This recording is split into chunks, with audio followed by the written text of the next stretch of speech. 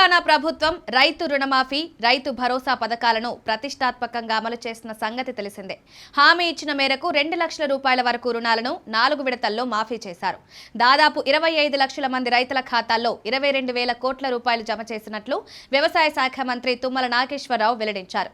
రైతు భరోసా పథకం కింద అర్హులైన రైతులకు ప్రతి ఎకరానికి సంవత్సరానికి 12,000 రూపాయల పెట్టుబడి సాయం అందిస్తున్నారు. ఖరీఫ్, రబీ 2 విడతల్లో 6,000 రూపాయల చొప్పున నేరుగా రైతుల బ్యాంకు ఖాతాల్లో జమ చేశారు.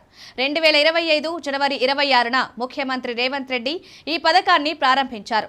తొలి విడతలో 563 గ్రామాల్లోని 4,41,911 మంది రైతులకు పెట్టుబడి సాయం అందించారు. విడుదల మొత్తం 69 లక్షల రైతుల అకౌంట్లలో కూడా డబ్బులు జమ చేశారు. ఈ నేపథ్యంలో ఈ పథకాలను ప్రజల్లోకి తీసుకువెళ్లాలని సర్కార్ భావిస్తోంది. తెలంగాణలో అమలవుతున్న పంటల రుణ మాఫీ, రైతు భరోసా పథకాలపై తెలంగాణ వ్యాప్తంగా ఊరూరా ఫ్లెక్సీల ఏర్పాటుకు ప్రభుత్వం నిర్ణయించింది. అందుకోసం 28.35 కోట్ల రూపాయలను వ్యవసాయ శాఖ నిధులు విడుదల చేసింది. 2 లక్షలలోపు రుణమాఫీ అయిన మొత్తం లబ్ధిదారులు రైతు భరోసా సాయం పొందిన వారి వివరాలను ఈ ఫ్లెక్సీలలో ప్రదర్శించాలని సర్కార్ ఆదేశించింది.